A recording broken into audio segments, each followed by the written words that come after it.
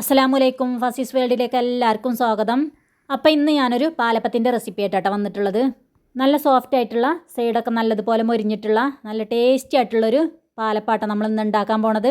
അപ്പം മുത്തുമണീസ് എല്ലാവരും നമ്മുടെ ചാനൽ മറക്കാതെ സബ്സ്ക്രൈബ് ചെയ്യണം കേട്ടോ. അതുപോലെ തന്നെ ലൈക്ക് ചെയ്യാനും ഷെയർ ചെയ്യാനും കമൻറ്റ് ചെയ്യാനും മറക്കരുത്. പിന്നെ സബ്സ്ക്രൈബ് ചെയ്ത് കഴിഞ്ഞാൽ തൊട്ടടുത്തൊരു ബെല്ലൈക്കൺ വരും. അതുകൂടെ നിങ്ങൾ പ്രസ് ചെയ്യുകയാണെങ്കിൽ ഞാൻ വീഡിയോ ഇടുന്ന സമയത്ത് നിങ്ങൾക്ക് പെട്ടെന്ന് തന്നെ കാണാൻ പറ്റും. അപ്പോൾ നമുക്ക് ടേസ്റ്റി ആയിട്ടുള്ള ഈ പാലപ്പം എങ്ങനെ ഉണ്ടാക്കണമെന്ന് നോക്കിയാലോ. അപ്പോൾ മുത്തുമണീസ് പാലപ്പം ഉണ്ടാക്കാനായിട്ട് ഞാൻ ഈ ബൗളിലേക്ക് ഒരു 3 കപ്പ് പച്ചരി ഇട്ട് കൊടുക്കുകയാണ്.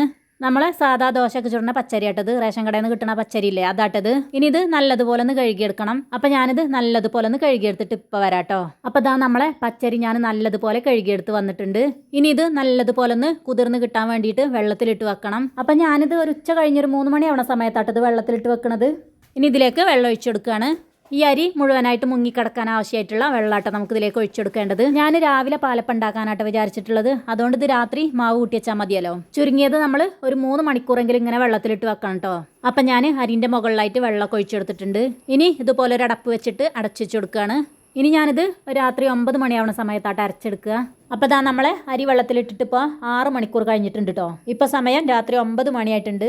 ഇനി ഇതിലുള്ള വെള്ളം മുഴുവനായിട്ട് ഊറ്റിക്കളഞ്ഞിട്ട് അരച്ചെടുക്കാൻ പോവുകയാണ്.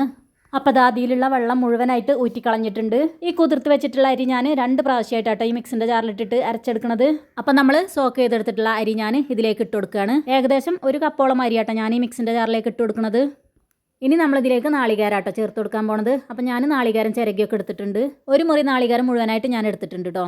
ഇനി നാളികേരം മുഴുവനായിട്ട് ഞാൻ ഈ മിക്സിൻ്റെ ജാറിലേക്ക് ഇട്ട് കൊടുക്കുകയാണ്. നമ്മൾ നേരത്തെ അരി അളന്നെടുത്തിട്ടുള്ള അതേ കപ്പിന് 1 കപ്പ് നാളികേരം ഉണ്ടാവും കേട്ടോ അത്. ഇനി ഇതിലേക്ക് ഞാൻ 1 കപ്പ് ചോറ് ഇട്ട് കൊടുക്കുകയാണ്. ഇത് റേഷൻ പീടിയിൽ നിന്നൊക്കെ കിട്ടുന്ന അരിയില്ല, എളുപ്പം വേവണ അരി, അതിൻ്റെ ചോറാട്ടോ. ഇനി നിങ്ങൾക്ക് വേണമെന്നുണ്ടെങ്കിൽ മട്ടരി ചോറ് വേണമെങ്കിലും ചേർത്ത് കൊടുക്കാൻ പറ്റും കേട്ടോ. അടുത്തതായി നമ്മളിതിലേക്ക് ചേർത്ത് കൊടുക്കുന്നത് ഈസ്റ്റാണ്. 1 ടീസ്പൂണ് ഈസ്റ്റാട്ടോ ഞാൻ ഇതിലേക്ക് ഇട്ട് കൊടുക്കുന്നത്. നമ്മൾ പാലപ്പം കഴിക്കുന്ന സമയത്ത് ചെറുതായിട്ടൊരു മധുരം ഉണ്ടാവില്ലേ, അപ്പോൾ അതിന് വേണ്ടിയിട്ട് ഞാനിതിലേക്ക് ഒരു 2 ടേബിൾ സ്പൂണ് പഞ്ചസാര ഇട്ട് കൊടുക്കുകയാണ്. ഇനി നമുക്കിതിലേക്ക് ഉപ്പും കൂടെ ചേർത്ത് കൊടുക്കാനുണ്ട്. ഇപ്പം ഞാൻ തൽക്കാലം 1 ടീസ്പൂൺ ഉപ്പാട്ടോ ഇതിലേക്ക് ഇട്ട് കൊടുക്കുന്നത്. പിന്നെ നമുക്ക് ടേസ്റ്റ് ചെയ്ത് നോക്കിയിട്ട് വേണമെന്നുണ്ടെങ്കിൽ പിന്നെ ഇട്ട് കൊടുത്താൽ മതി. ഇത് അരച്ചെടുക്കാൻ ആവശ്യമായിട്ടുള്ള വെള്ളം ഒഴിച്ചെടുക്കുകയാണ്. ഇത് ഏകദേശം 1 കപ്പ് വെള്ളം ഉണ്ടാവും കേട്ടോ. നമ്മൾ നേരത്തെ അരിയും ചോറൊക്കെ അളന്നെടുത്തില്ലേ, അതിന് 1 കപ്പ് വെള്ളം കേട്ടോ ഞാൻ എടുത്തിട്ടുള്ളത്. ഇനി ഇത് അടച്ചു വെച്ചിട്ട് നല്ലതുപോലെ ഒന്ന് അരച്ചെടുക്കണം. അപ്പം മുത്തുമണീസ് നമ്മൾ അരി ഇവിടെ ഞാൻ നല്ലതുപോലെ അരച്ചെടുത്ത് വന്നിട്ടുണ്ട്. ഇനി ഞാൻ ഈ അരി അരച്ചെടുത്തിട്ടുള്ളത് ഇതുപോലെ ഒരു പാത്രത്തിലേക്ക് ഒഴിച്ചെടുക്കുകയാണ്. അപ്പം നമ്മൾ മാവ് കൂട്ടി വെക്കുമ്പോൾ എപ്പോഴും വലിയൊരു പാത്രം എടുക്കാൻ നോക്കുക കേട്ടോ. ചെറിയ പാത്രം എടുത്താൽ ഇത് പതച്ചിട്ട് പൊങ്ങി വരുന്ന സമയത്ത് മാവ് പുറത്തേക്ക് പോകാൻ സാധ്യത ഉണ്ട്. അതുകൊണ്ട് ഞാൻ കുറച്ച് വലിയ പാത്രം തന്നെയായിട്ട് എടുത്തിട്ടുള്ളത്. ഇനി ഇത് മാറ്റി വെച്ചിട്ട് നമുക്ക് ബാക്കിയുള്ള അരിയും കൂടെ അരച്ചെടുക്കാനുണ്ട്. നേരത്തെ നമ്മൾ 1 കപ്പ് അരിയാണ് അരച്ചെടുത്തിട്ടുള്ളത്. ഇനി ബാക്കി 2 കപ്പ് അരി കൂടെ അരച്ചെടുക്കാനുണ്ട്. നേരത്തെ നമ്മൾ എല്ലാം ചേർത്ത് കൊടുത്തിട്ടാണ് അരി അരച്ചെടുത്തിട്ടുള്ളത്. അതുകൊണ്ട് തന്നെ ഇനി ഇതിലേക്ക് നമുക്കൊന്നും ചേർത്ത് കൊടുക്കാനില്ല, ഉപ്പ് മാത്രം ഇട്ട് കൊടുത്തിട്ട് അരച്ചെടുത്താൽ മതി. അപ്പോൾ ഇതിലേക്ക് ആവശ്യമായിട്ടുള്ള ഉപ്പ് ഇട്ട് കൊടുത്തിട്ടുണ്ട്. ഇനി ഇതും വെള്ളം ഒഴിച്ചെടുത്തിട്ട് നല്ലതുപോലെ ഒന്ന് അരച്ചെടുക്കണം. അപ്പോൾ ഇതായത് ഞാൻ നല്ലതുപോലെ അരച്ചെടുത്ത് വന്നിട്ടുണ്ട്. അപ്പോൾ നമ്മൾ എടുത്തിട്ടുള്ള കപ്പിന് 1 കപ്പ് മുഴുവനായിട്ട് വെള്ളം ഞാൻ ഇതിലേക്ക് ഒഴിച്ചു കൊടുത്തിട്ടാട്ടത് അരച്ചെടുത്തിട്ടുള്ളത്. അപ്പോൾ നമ്മൾ 3 കപ്പ് അരി, 1 കപ്പ് നാളികേരം, 1 കപ്പ് ചോറൊക്കെയാണ് എടുത്തിട്ടുണ്ടായിരുന്നത്. അതിലേക്ക് മൊത്തത്തിൽ 2 കപ്പ് വെള്ളമായിട്ട് നമുക്ക് ആവശ്യം വന്നിട്ടുള്ളത്. അപ്പോൾ നമ്മൾ അരി അരച്ചെടുത്തിട്ടുള്ളത് ആദ്യം ഒഴിച്ചു വെച്ച ആ പാത്രത്തിലേക്ക് തന്നെ ഒഴിച്ചു കൊടുക്കുകയാണ്.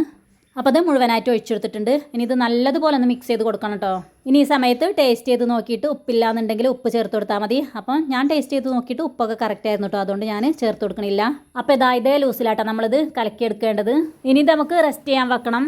ഇതൊരു 3-4 മണിക്കൂർ കൊണ്ടൊക്കെ നല്ലതുപോലെ പൊങ്ങി കിട്ടും. ഇപ്പോൾ മഴയൊക്കെ അല്ലേ, തണുപ്പുള്ള കാലാവസ്ഥയാണെങ്കിൽ കുറച്ച് കൂടുതൽ സമയം എടുക്കും കേട്ടോ പൊങ്ങി കിട്ടാനായിട്ട്. നല്ല ചൂടൊക്കെ ഉള്ളൊരു കാലാവസ്ഥയാണെങ്കിൽ പെട്ടെന്ന് തന്നെ ഇത് പതച്ച് പൊങ്ങി കിട്ടും കേട്ടോ, ഒരു 3 മണിക്കൂറിൻ്റെ ഉള്ളിൽ തന്നെ. അപ്പോൾ ഞാനിത് അടച്ചു വെച്ചിട്ട് റെസ്റ്റ് ചെയ്യാൻ വെക്കുകയാണ്. ഇനി ഞാനിത് രാവിലെ ഒരു 7 മണിക്കാകുമ്പോഴാട്ടോ ചുട്ടെടുക്കുക. അപ്പോൾ നമുക്ക് എന്തായാലും ഒരു 10 മണിക്കൂറൊക്കെ കിട്ടും. അപ്പോൾ നമ്മൾ മാവ് കൂട്ടി വെച്ചിട്ട് പിറ്റേന്ന് രാവിലെ ആയിട്ടുണ്ട് കേട്ടോ. രാവിലെ 7 മണിയാവാനായിട്ടുണ്ട്.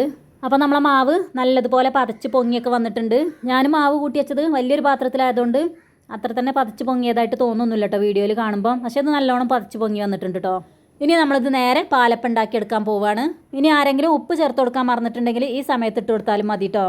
അപ്പം നമ്മളെ പാലപ്പം ചൂടാനുള്ള ചട്ടി ഇവിടെ നല്ലതുപോലെ ചൂടായിട്ടുണ്ട്. പാലപ്പ ചട്ടിയിൽ ഞാൻ കുറച്ച് എണ്ണയൊക്കെ തേച്ച് കൊടുത്തിട്ടുണ്ട് കേട്ടോ. ചട്ടിയിൽ എണ്ണ വേണമെന്നുണ്ടെങ്കിൽ തേച്ച് കൊടുത്താൽ മതി കേട്ടോ, നിർബന്ധമൊന്നുമില്ല. ഇനി ഞാനിതിലേക്ക് 1 തവി മാവ് കോരി ഒഴിച്ചു കൊടുക്കുകയാണ്. ഒഴിച്ചു കൊടുത്തിട്ട് ഇതുപോലെ ഒന്ന് ചുറ്റിച്ചെടുത്താൽ മതി. അപ്പം ഞാൻ ആദ്യം തന്നെ കുറച്ച് പാലപ്പം ചുട്ടെടുത്തിട്ടുണ്ടായിരുന്നു കേട്ടോ. വലിയ മോക്കൊന്ന് JRC ഉള്ള ദിവസമാണ്, അതുകൊണ്ട് അവർക്ക് നേരത്തെ സ്കൂൾക്ക് പോകണം. അതുകൊണ്ട് അവർക്ക് നേരത്തെ തന്നെ കുറച്ച് പാലപ്പം ചുട്ടെടുത്തിട്ടുണ്ടായിരുന്നു. ഇനി ഇതുപോലെ ചെറുതായിട്ട് ഹോള് വന്ന് തുടങ്ങുന്ന സമയത്ത് നമുക്കിത് അടച്ചിട്ട് വേവിച്ചെടുത്താൽ മതി. മാവ് ഒഴിച്ചു കൊടുക്കുന്ന സമയത്ത് തീ കൂട്ടി വെച്ച് കൊടുക്കാം കേട്ടോ. അത് കഴിഞ്ഞിട്ട് തീ കുറച്ച് വെച്ചിട്ടാണ് നമുക്കിത് വേവിച്ചെടുക്കേണ്ടത്. അപ്പോൾ അതാ നമ്മളെ പാലപ്പം ഇവിടെ നല്ലതുപോലെ വെന്ത് വന്നിട്ടുണ്ട്. ഇതിൻ്റെ സൈഡൊക്കെ നല്ലതുപോലെ ഒന്ന് മൊരിഞ്ഞ് വന്നിട്ടുണ്ട്. കുറച്ചും കൂടെ സമയം വെക്കുകയാണെന്നുണ്ടെങ്കിൽ ഒന്നുകൂടെ ഇതിൻ്റെ സൈഡൊക്കെ ഒന്ന് മൊരിഞ്ഞ് കിട്ടും കേട്ടോ.